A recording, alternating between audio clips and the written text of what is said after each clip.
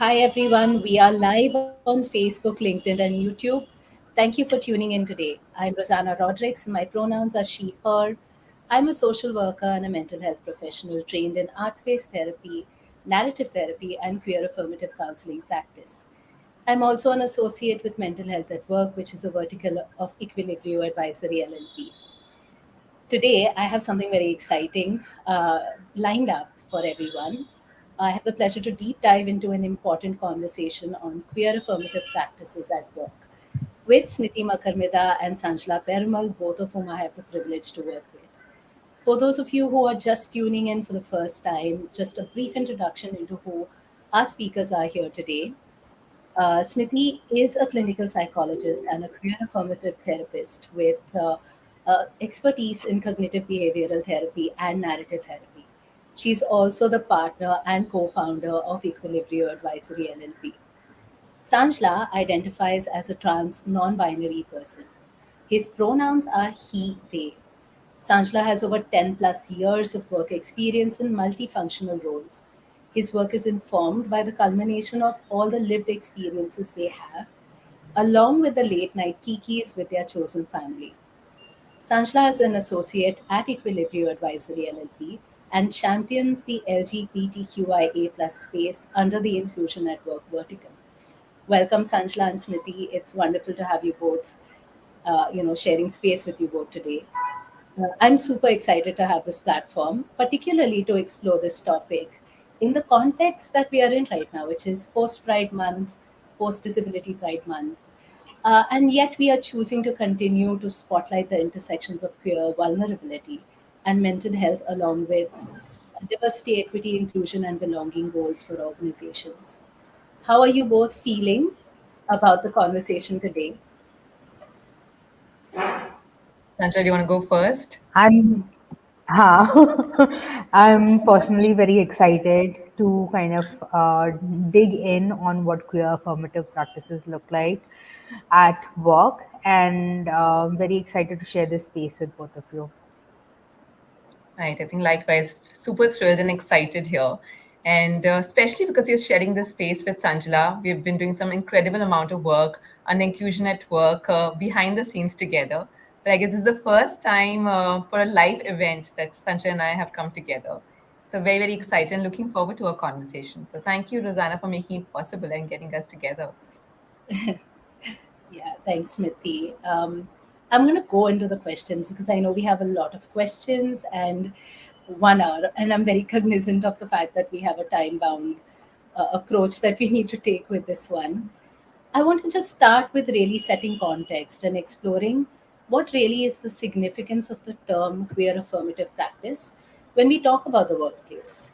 And Sanjna, if I could ask you to really jump in and tell us a little more about why adopting a queer affirmative lens is important. Thank you, Rosanna. So, when we look at queer affirmative practices, or when we look at queer affirmative lens in the workplace, one of the biggest things that we are looking at is actually the belongingness that employees feel in their workplace. So, belongingness is actually tied to a lot of the things in the employee life cycle, like retention, like productivity, like bringing the authentic self to work, like bringing innovative ideas to the table. So when we're actually talking about queer affirmative practices, what we're trying to do is kind of affirm the identity of a queer person or a trans person or an intersex person in the workplace so that they can bring all of these things to the table at the workplace. Thank you so much. And I just want to understand, when we're talking about this, what would some of the stressors that really get in the way of experiencing belongingness? What would that really look like for the community or for the queer, for a queer person at the workplace?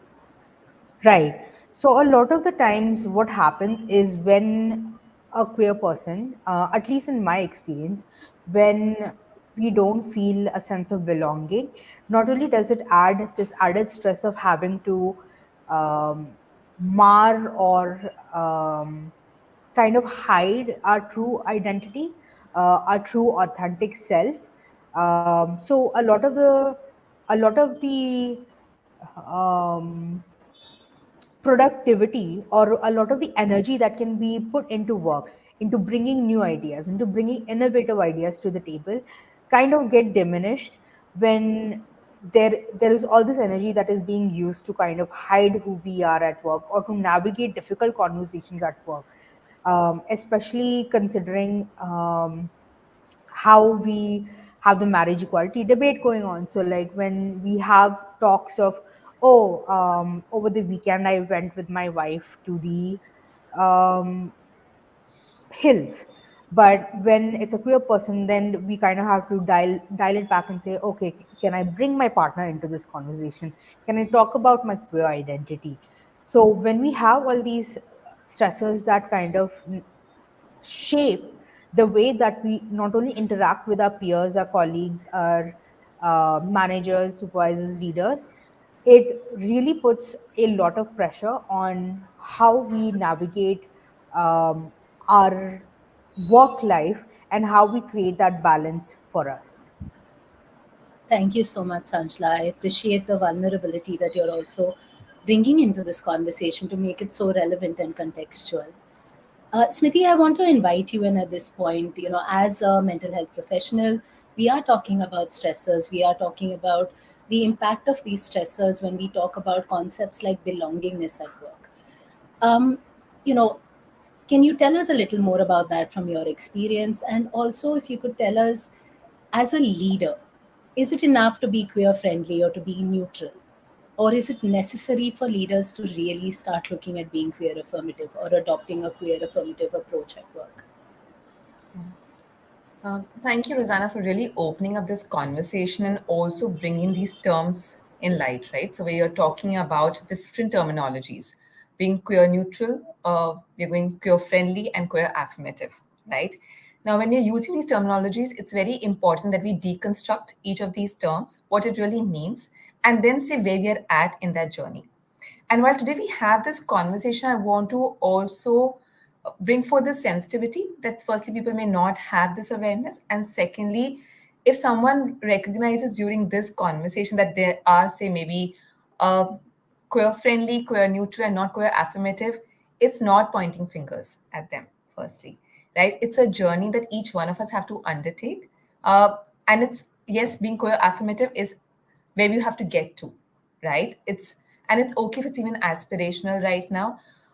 But just saying that you're queer neutral doesn't make us as a not a nice person or not a good enough ally, right? It's a journey that all of us have to undertake. So I do not want anyone to be internalizing and staying with it, the negative feelings. Stay with the discomfort. It's very, very important to feel that discomfort because that's what gets us to think and to invite change in our lives. So do take care of yourself while we are part of this conversation. So that's firstly I want to just bring forth here, right? So when we talk about being queer neutral or queer friendly, it means that we have a set of ideas and practices that acknowledges queer existence.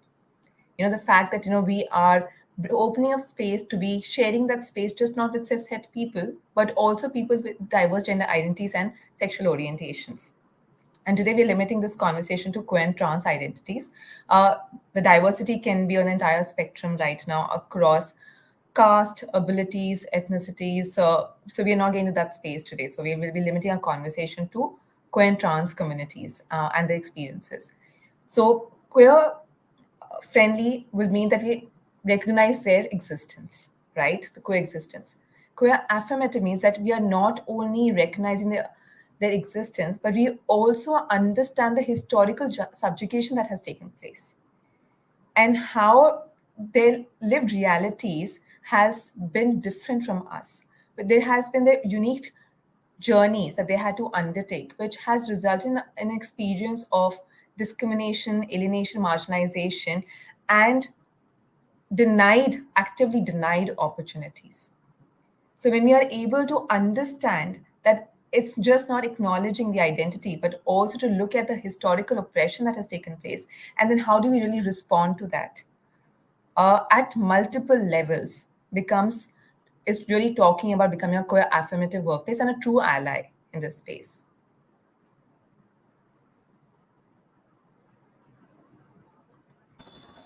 Thank you, Smriti.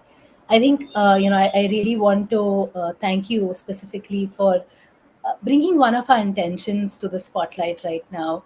When you said that this is a space that we want to curate, a safe space for everyone to really sit with, how they may be feeling hearing some of these terms or how they may themselves relate to these terms. And the intention has always been to set safe space for reflection and growth. So thank you for putting that across and highlighting and underscoring that the intention is not to shame or blame or make anybody feel like there's a sort of race and you need to complete some amount of checkers. So thank you for bringing that in. And also, thank you for highlighting then what is the main distinction when we look at neutral spaces or queer friendly spaces. And we also look at the aspiration of where we would like to be, which is queer affirmative. We are looking not just that the community exists, but what are the factors that really impact loss of opportunity? What are the factors that affect mental health, that affect retention, that affect productivity, that affect a person's ability to experience belonging in an organizational context and even otherwise? So, really, highlighting that queer affirmative means going one level deeper into acknowledging that there has been systemic, historical, social subjugation, and after that recognition to take active steps to remedy, bridge the gaps, create an even playing field. So thank you Yeah. so much for really bringing in that perspective as well.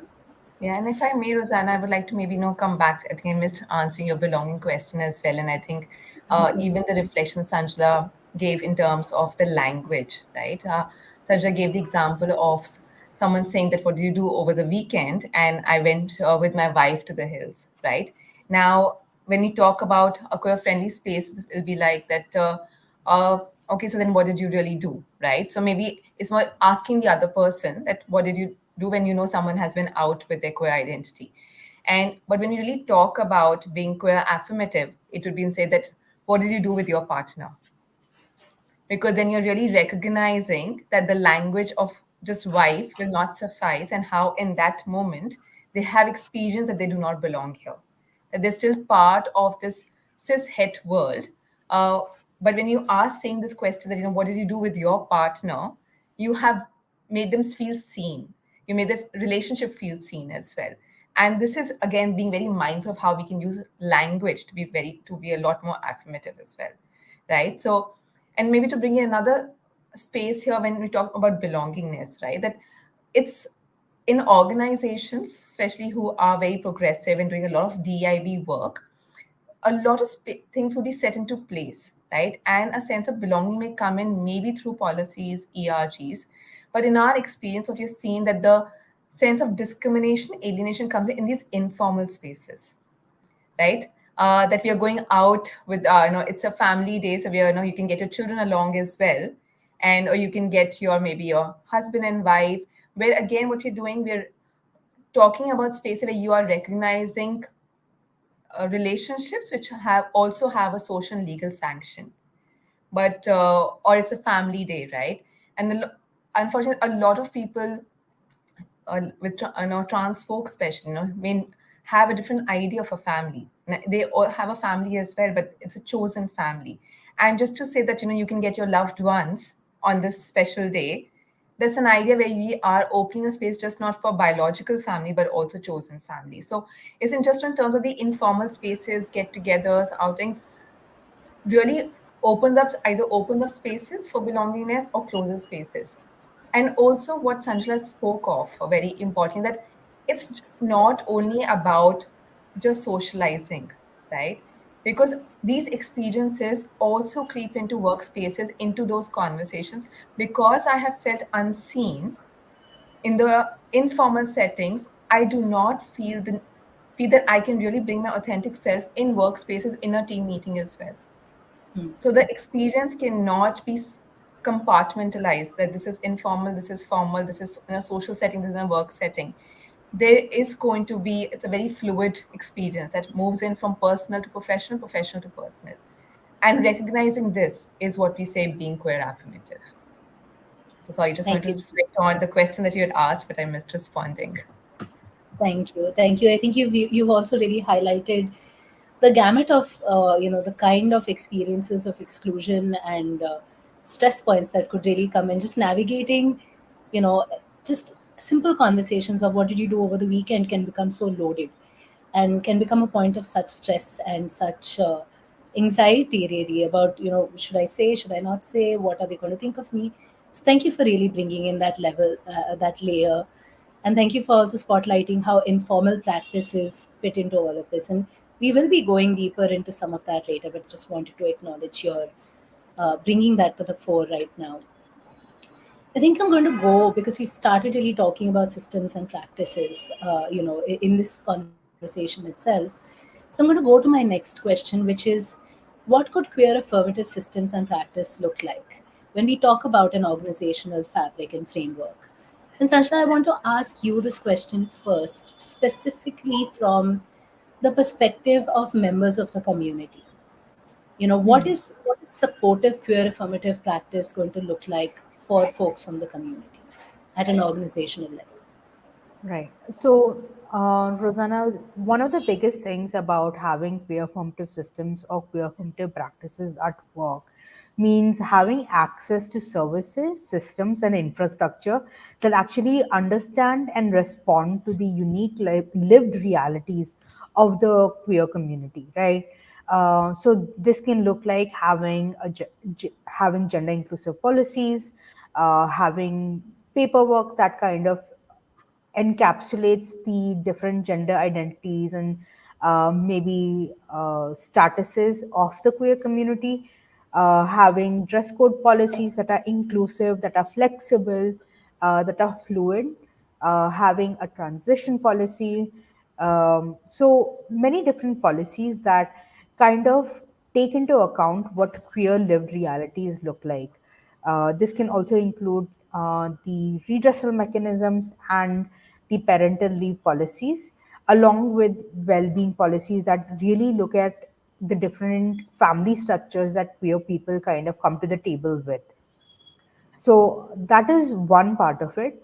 The other part also includes having maybe medical and health insurance that includes space for, like I said, chosen families or queer platonic relationships or multiple partners or same sex partners, etc. So, one of these things is that when you don't have policies or when you don't have infrastructure in place, one of the things that really becomes a stark reality for a lot of queer folks is that that sense of belongingness doesn't happen, right? Um, because at the end of the day, there is still all these systems in place for dominant culture narratives or the mainstream narratives or people who fit into those narratives rather than having an expansive and holistic look at what diversity means in the workplace. So, having said that, I also think that queer affirmative systems and practices can be like Smriti and you have talked about in informal spaces. So, when we do talk about maybe celebrating milestones or celebrating queer culture or celebrating queer history, we are truly saying that, okay, this is not just an identity, this is also part of your life. This is part of your narrative. This is part of the lived experiences that kind of shape who you are. So these are the practices that we are going to have to kind of enable you to bring your most authentic self to work so that innovation can happen and uh, um, sense of belongingness gets solidified.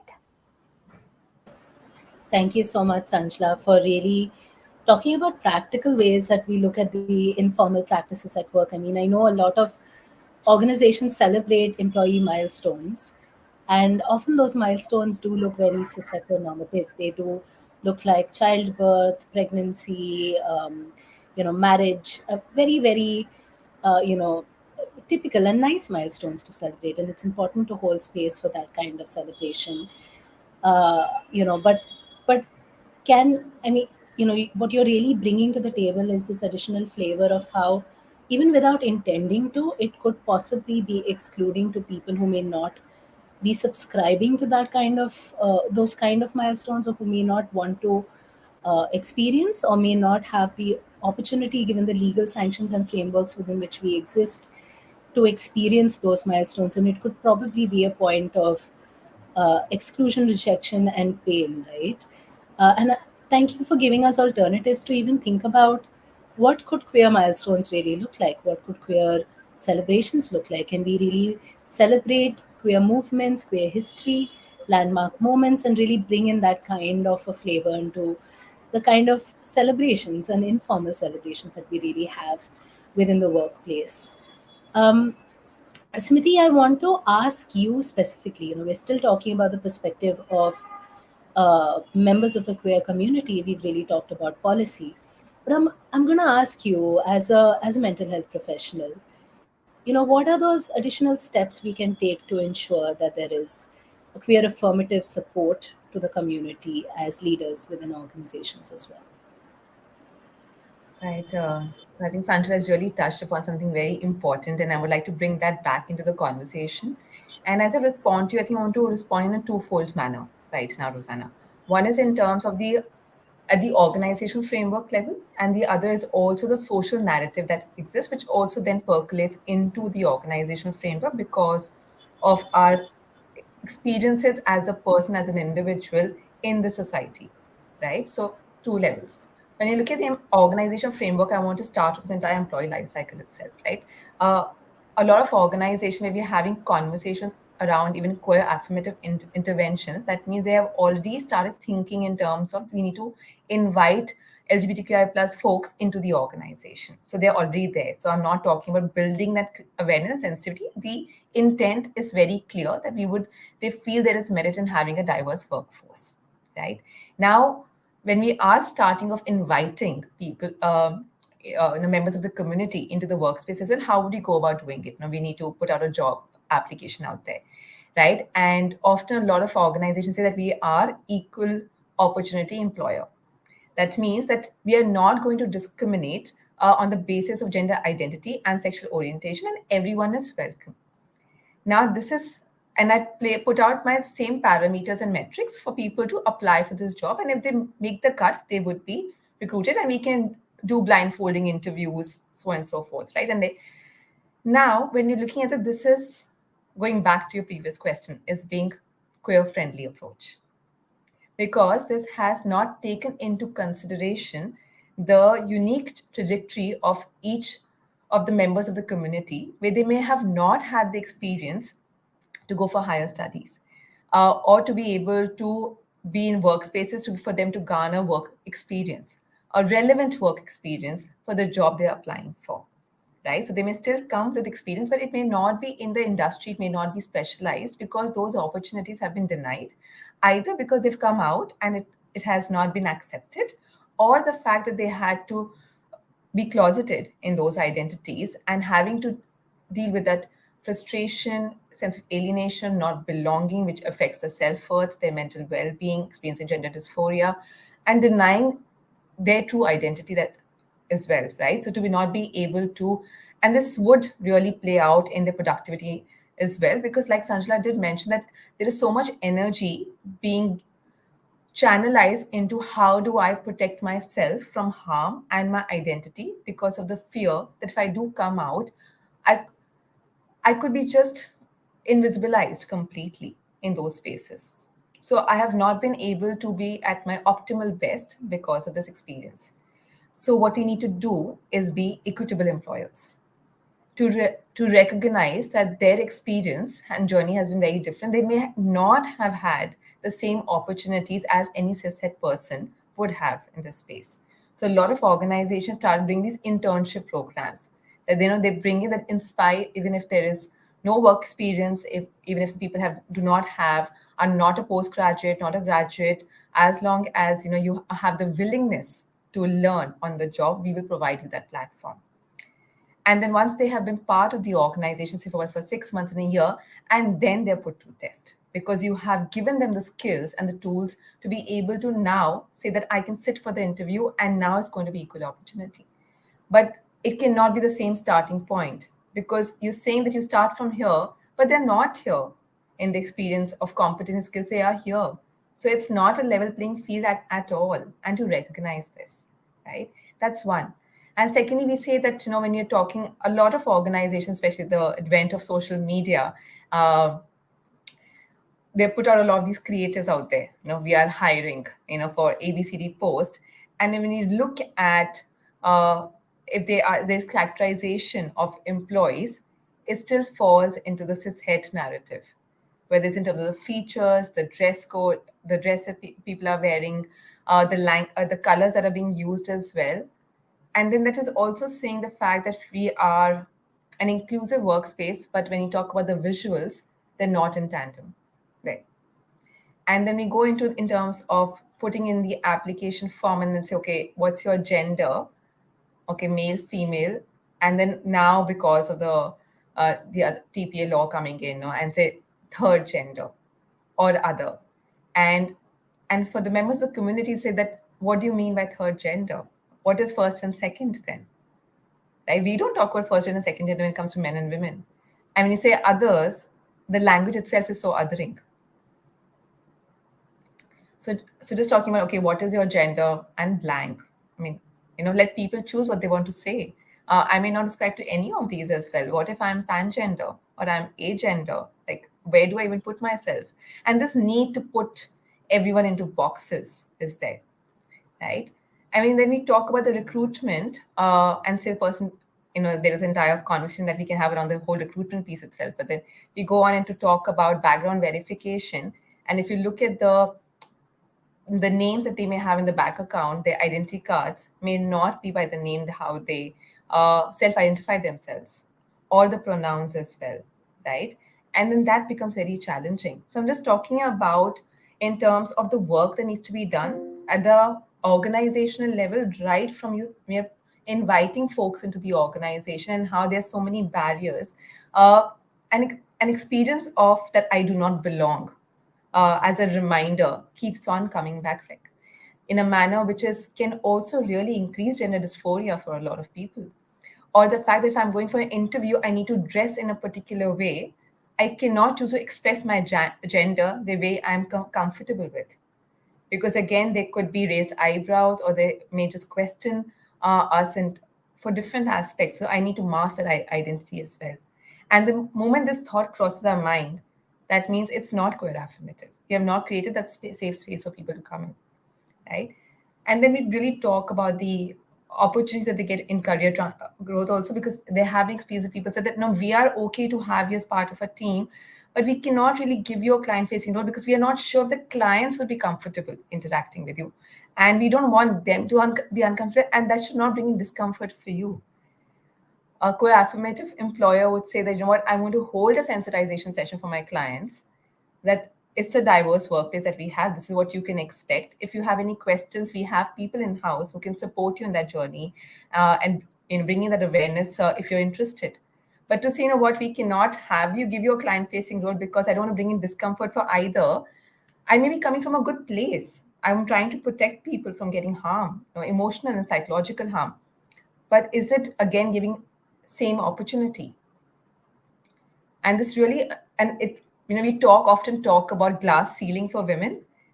For queer folks, we say it's a lavender ceiling, that they're not able to go beyond a certain space because of these conversations that are happening either openly or in boardrooms.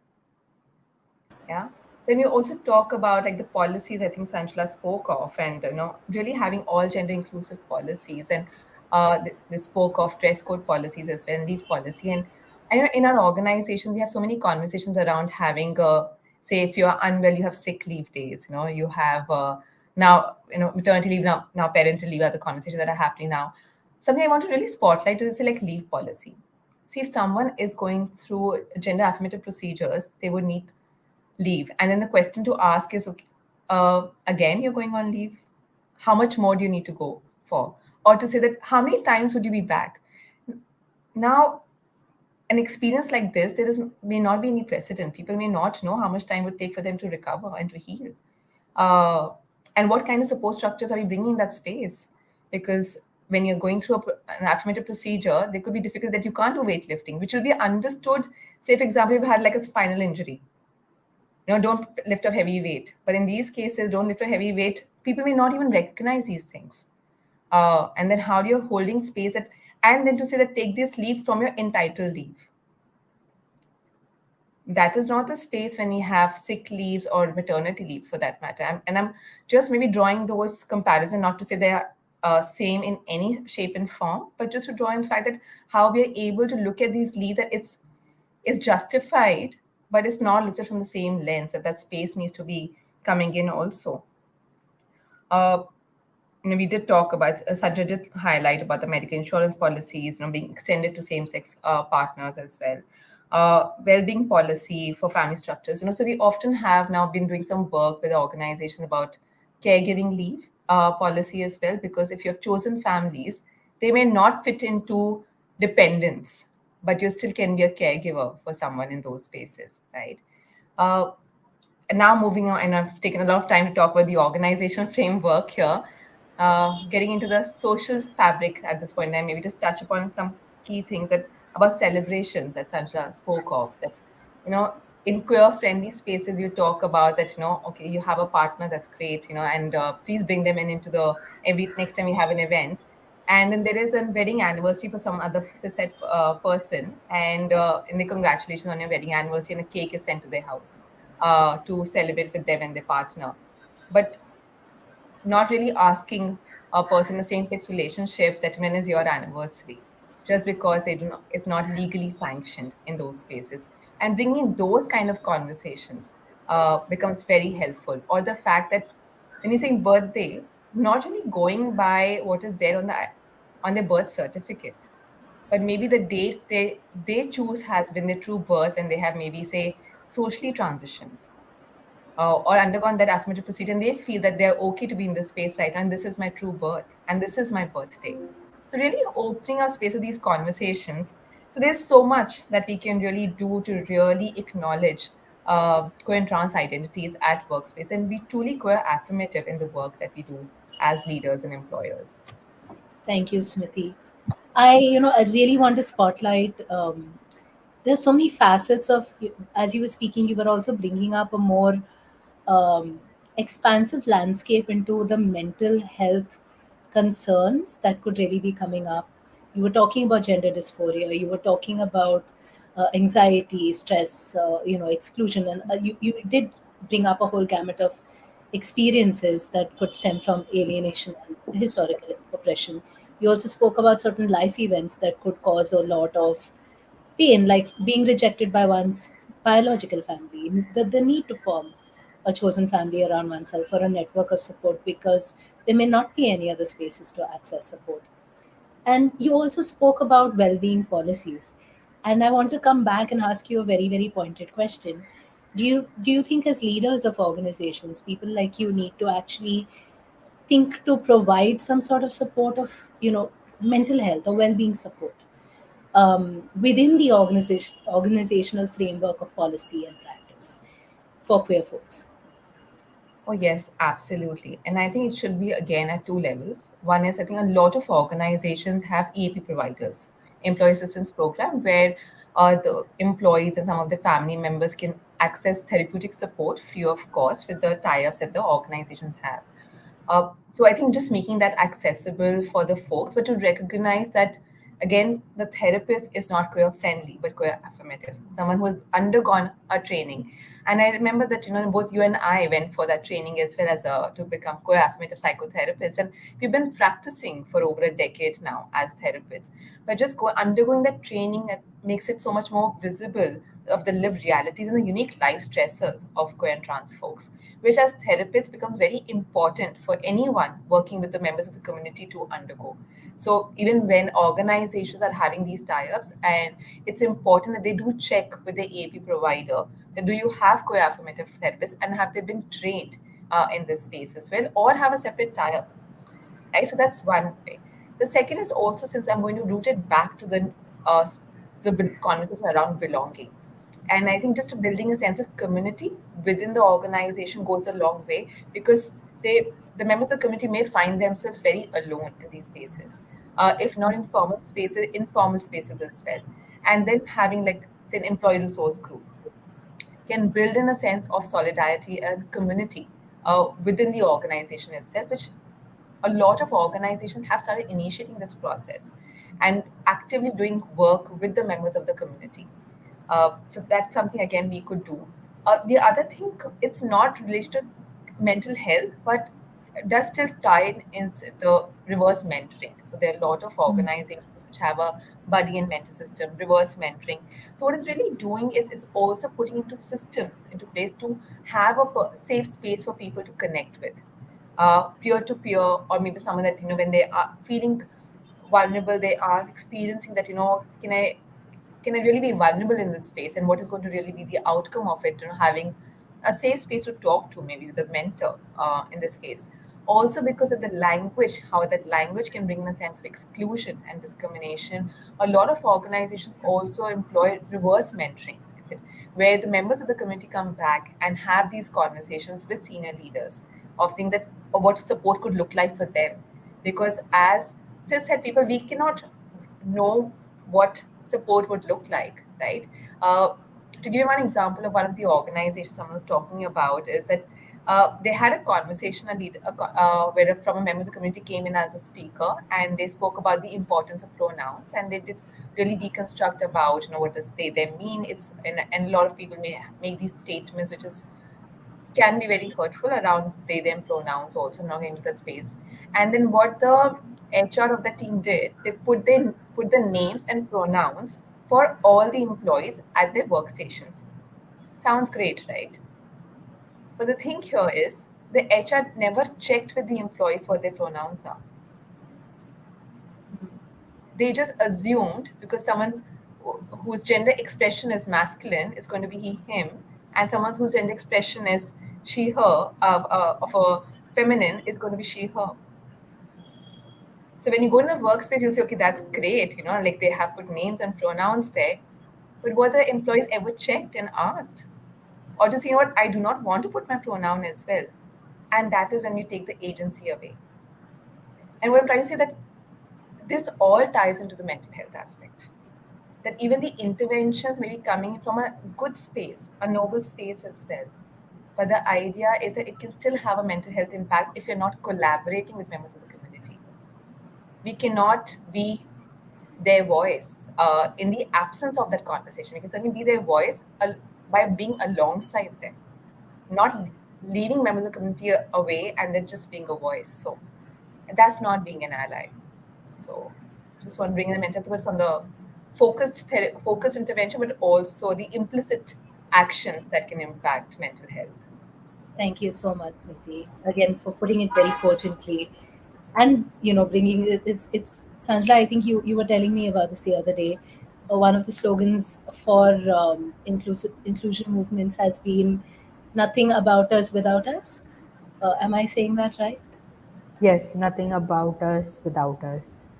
So thank you And I for. think that actually came from the disability justice movement, but I think it makes a lot of sense with any marginalized identity. Thank you, Sanjla. And thanks, Smriti, for bringing in that perspective. I know we are again, it's a time bound conversation, so I'm going to steamroll ahead a little bit with this. I want to come back to the conversations we were having about belongingness. And you did speak, Smriti, about organizational efforts. You spoke about sort of support to the community. Both of you have shared your unique experiences and perspectives on it. But you can't have belongingness when you work only with the marginalized or vulnerable. There's a need to work with the environment and the people who are also part of the environment to bring them on board towards being peers or allies, being supportive.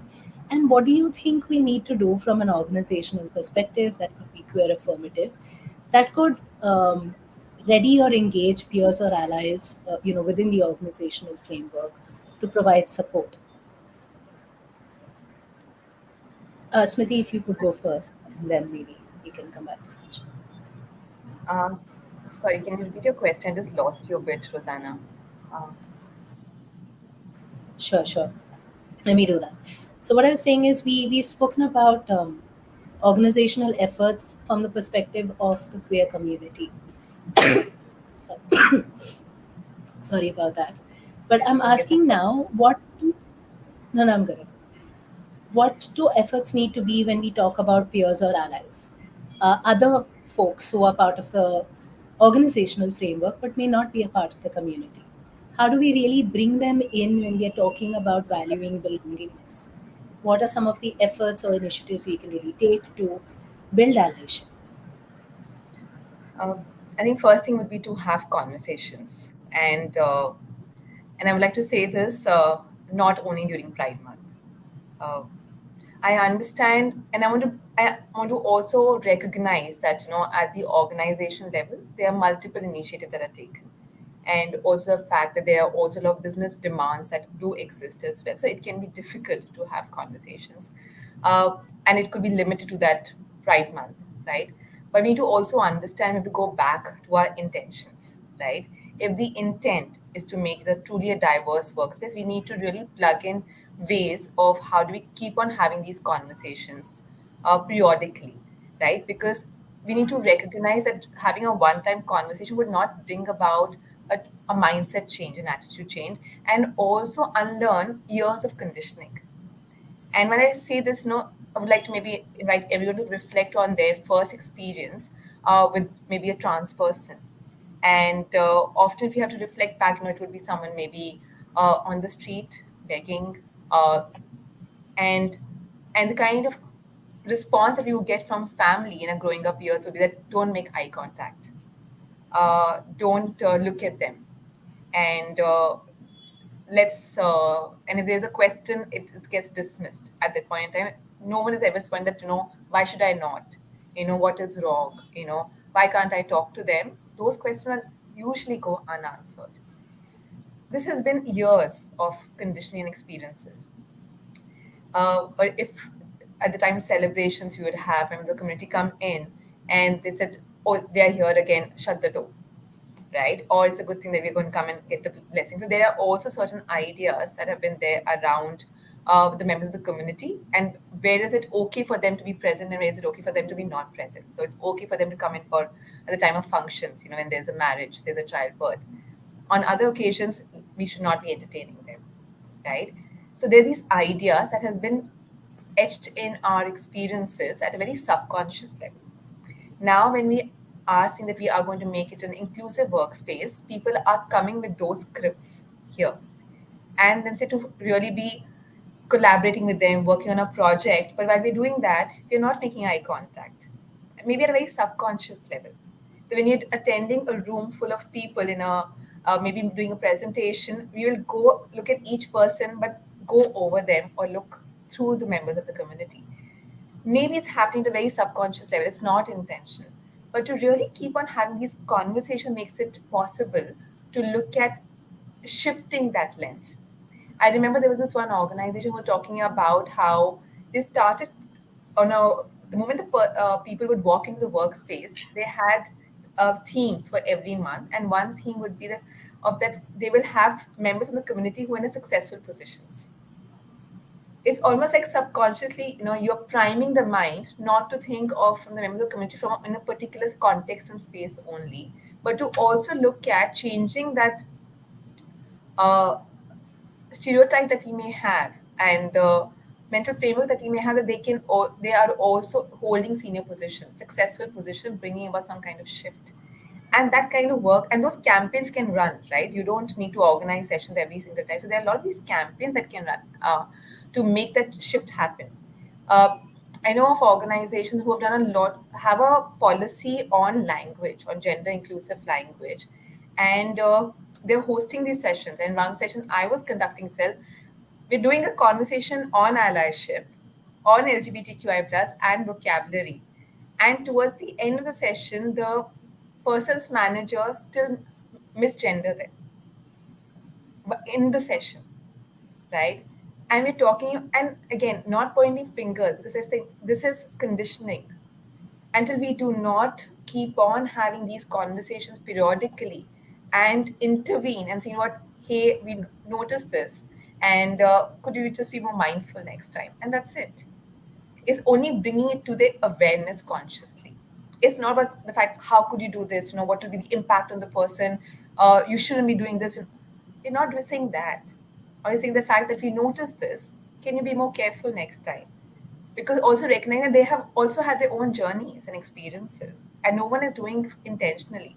But we need to bring that intent to the fore. And that can again happen with multiple conversations on allyship, sensitization, policies, reminders through mailers, these campaigns. So there's a lot that can happen. But I will pause. I'm also looking at the time, so I would like to bring Sanjana into this conversation now. Yeah, Um, I think, Smriti, you covered a lot of the avenues that can be used to kind of bring in peers and allies into the conversation. I think training programs and awareness programs are a great way to start the conversation, and keeping in mind the practices that we have talked about, like the policies, kind of scaffolding the way to being more queer affirmative in the workplace, right? So I think one of the other ways that I think peers and allies can be brought into the conversation is through collective care. I think when we have people who can step up, who can advocate for the queer community, especially when there might not be out folks or there might not be queer folks in the room, in itself is a way to kind of leverage a person's privilege to have these conversations with other peers and allies, or other peers who may not be allies. So I think that is where conversations with peers and allies can be had. And I hope that kind of ties in what we are talking about. it does, Sanjla. Thank you so much. I appreciate you bringing in such a nuanced concept of collective care. We don't really look at care very often as something that is collective. So thank you for bringing that and spotlighting that, and for really letting us know that we all have a role to play when we are sort of creating these networks of support and care at the workplace. I have one more question on this topic before we go to our last couple of questions. Smriti, I think it is going to look at leaders and leadership at organizations. So I think you could probably take the lead to answer this question. But what about building allyship amongst leaders? What about queer affirmative support that leaders would need to access to keep growing, to keep getting deeper and deeper into understanding this affirmative work, understanding what to look out for and what to respond? What could that really look like at a leadership level? Yeah. And thank you for spotlighting the work the leaders need to do. And I think it's important to also recognize that being vulnerable at a leadership level is a lot more challenging. Know to say what I don't know, or the fact that if I make a comment, uh, and I know it's not right, but I don't know the right way of saying it, who do I ask? I know it doesn't sound right to me, what I'm thinking, what I'm saying, but I don't have the vocabulary. But who do I really reach out to? Because I've been told as part of this program, don't reach out to the members of the community. If I reach out to someone who is maybe, you know, just at the entry level, the middle management level, how would they really view me in such a space as well at this point in time? What is the right kind of source that I really go by to? And leaders themselves don't cut themselves any slack, which also means that because the others don't. And I think that also results in not being able to grow as leaders, as inclusive leaders, truly. And I think just having more compassion for ourselves as leaders is very, very important.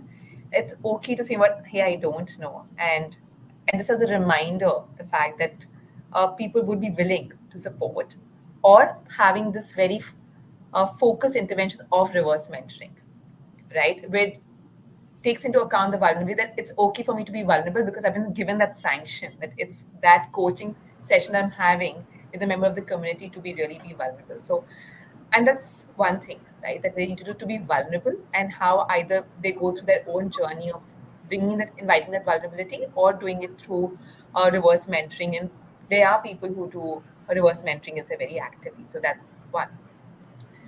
Second is also checking our internalized bias.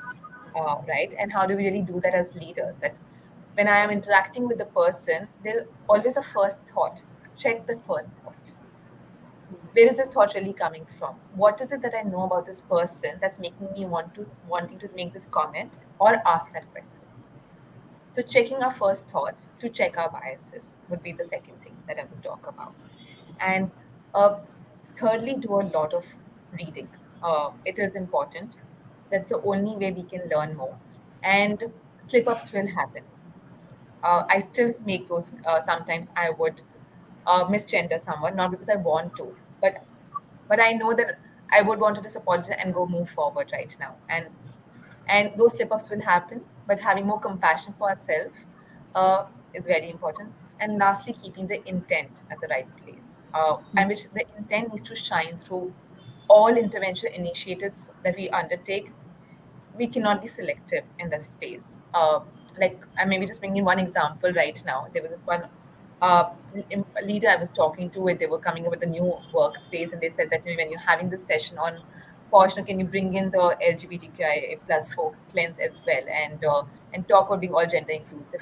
This got me talking about the other policies, infrastructures, and then we happened to have a conversation about this new building that's coming up. And I asked them, so since it's a gender inclusive workplace, so do you have gender neutral washrooms as well?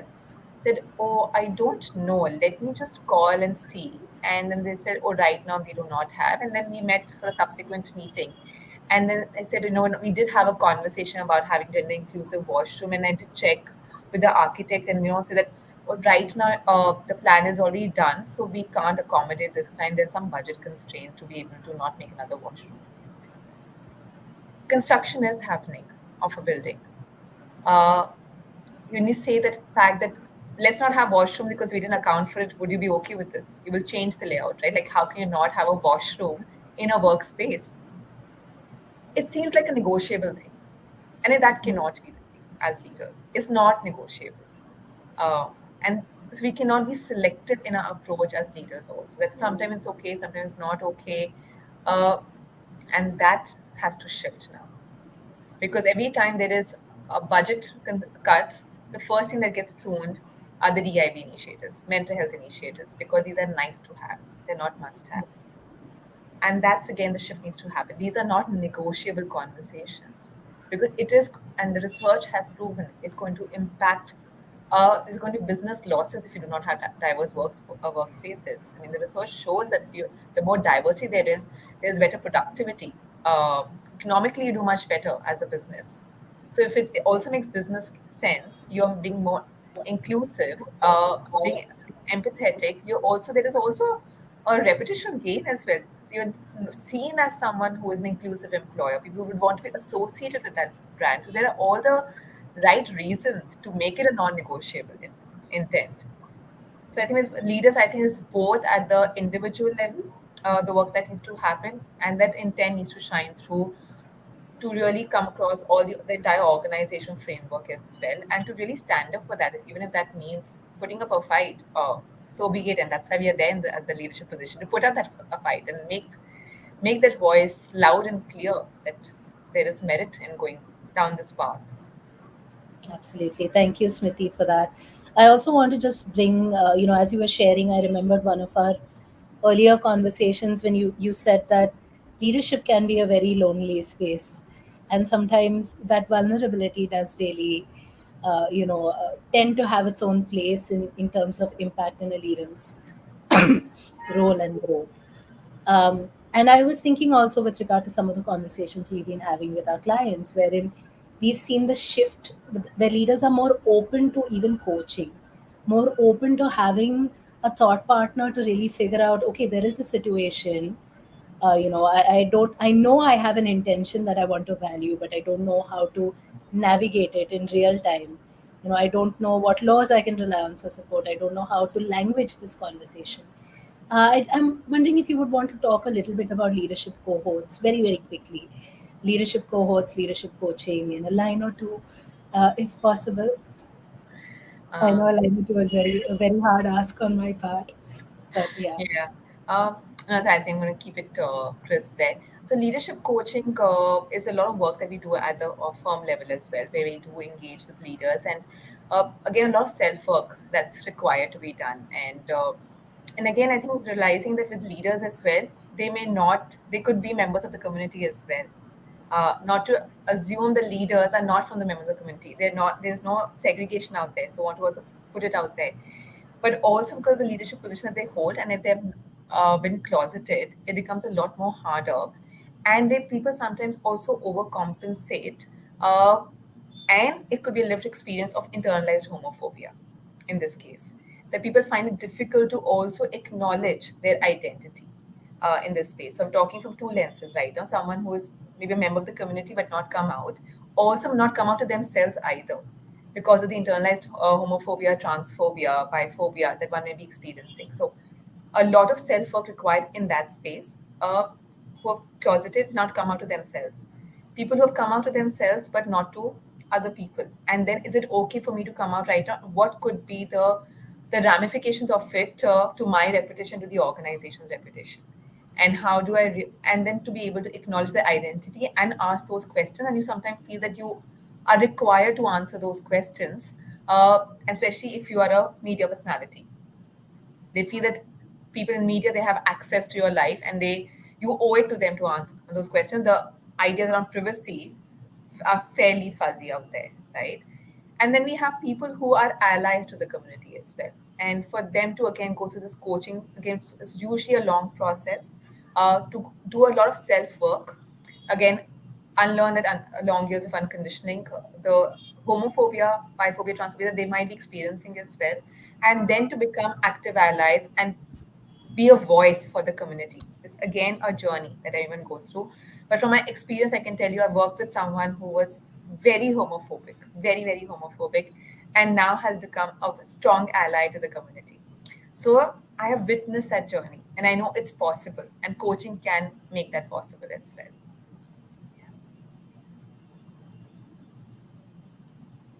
Sorry, I was muted. Thank you, Smriti. I appreciate that.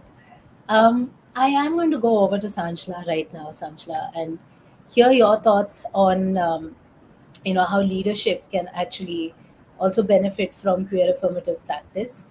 And also, if you can bring in, so Smriti has highlighted benefits of really adopting a queer affirmative lens from an organizational standpoint, from a leadership standpoint. But if there are any gaps that you'd like to close on that before we go into our final question. I think Smriti has highlighted this quite well. The fact that when there is leadership and there is vulnerabilities at play, there's not many spaces that one can go to, but to kind of showcase that or to kind of be vulnerable in these spaces is in itself an act of allyship that leaders can have, right? Because when we are talking about culture building or when we are talking about um, being a leader in spaces, one of the biggest things that um, can bring that aspect of psychological safety, especially for somebody who um, is in a space where they are looking to their leaders to see if mistakes are allowed or if vulnerabilities are allowed, if there is room for more expansion of their authentic selves. I think that is where leaders can definitely model uh, being vulnerable in these spaces to create psychological safety. I think it was Brene Brown who had said that vulnerability is one of the most like dangerous or like important but like significant places to be, because that is where a lot of our like um, I'm not quite sure what I'm trying to say here. Basically, how being vulnerable can bring out the authenticity in ourselves, and that authenticity can be kind of questioned. But if leaders model that, then there is space for bringing our authentic selves to work. Thank you for bringing that, spotlighting that, Sanchla. And I think, you're also bringing in the context of vulnerability, not just in terms of queer lives, but everyday lives. And when is it okay for me to make a mistake? How are my leaders and how are the rest of the people around me responding to other deviations from expectations or from what is the norm? And you're really judging if in this case someone is going to treat me this way, how much more is this reaction going to be if it's something more vulnerable? And thank you for also inviting the thought that like the act of being vulnerable by a leader is in itself an act of allyship. I think that really stayed with me. And we are at time, but this is our last question. We are going to take just 5 minutes more. Smriti, this question I would like you to take first. I want to close this conversation really talking about the kind of journey we've had at Equilibrium Advisory, LLP, the way inclusion at work has really come up as a vertical, and the kind of offerings that we really have for clients to support them in their journeys towards being queer affirmative workspaces and equitable and safe workspaces. So if you can come in a little bit, and then I'm going to invite Sanjna to wrap up with this question. Right. So thank you, Rosanna, for uh, really asking the intention and the work that we do. And I think for us, also the intention came in. We started the firm as Posh at Work 7 years ago, right? And Posh at Work is prevention of sexual harassment at the workplace, right? And that was the name of the firm. And then we said that when you're talking about it, which is a women-specific law, and we transition into becoming an equity advisory LLP to be able to talk about the work that's important. That we're not only talking about the posh law, but we're talking also about the inclusion work that we're doing right now. Because when you talk about sexual harassment, it's not a gendered conversation. Any one person who's marginalized can experience sexual harassment, and to talk about that queer and trans folks are more vulnerable uh, folks in the workspaces, much more than women as well, because at least it's a recognized identity legally and socially. So we need to start talking about these aspects, right? And which also resulted in now Posh Work is called the whole team. Posh Work team is called Posh Equally. We say that Posh should be for all. If you and we have special focus on the queer folks as well that we have right now in the logo itself. And then we had, in terms of support equally, talks about the sexual harassment, again, experienced by anyone, regardless of the gender identity and sexual orientation. And then also bringing in the conversation around LGBTQI plus folks into and how to really invite them into the organizations. So we're looking at, along with mental health at work, and today's conversation is a collaboration of mental health at work and inclusion at work.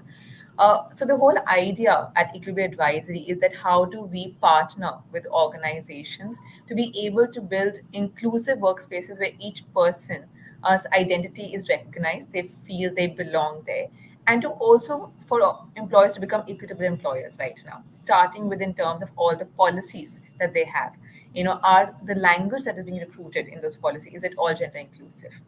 Including the posh policy as well. Yes, the law is for women, but posh should be for all. So posh equally, right?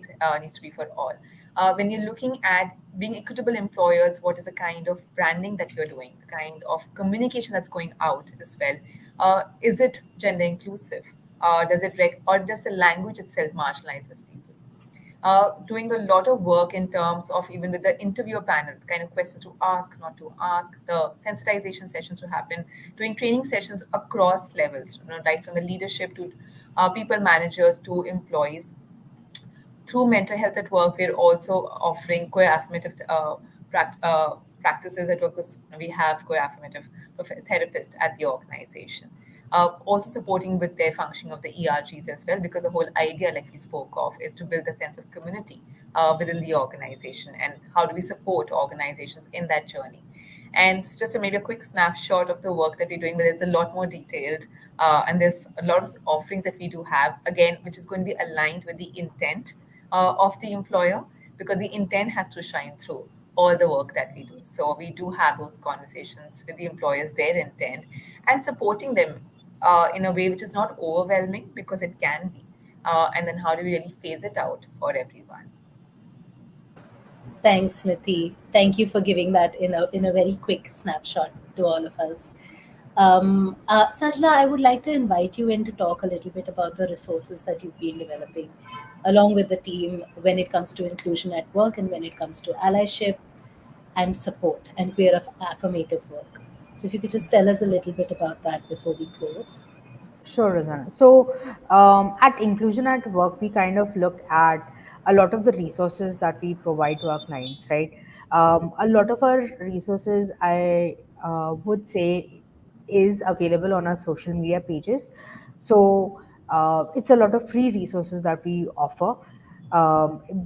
But the intention behind it is to kind of give a glimpse into queer history, queer culture, which can kind of frame the narratives that we have of queer and trans folks in our minds, right?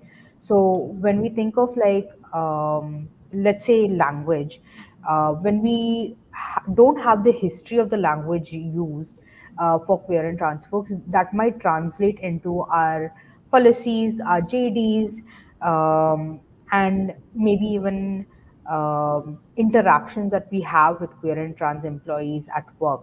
So, some of the things that we do offer is things like vetting of JDs, vetting of policies to make it more inclusive, um, um, e-modules, everything that can be kind of sourced to make our knowledge of queer culture and queer history more accessible to workplaces. Thank you so much, Sanjla. Thank you, Smriti and Sanjla. We really are over time. We don't even have time for questions from people. But I do want to say that our email ID is given in the banner below. If you have any thoughts, questions, reflections, we have talked about so many things.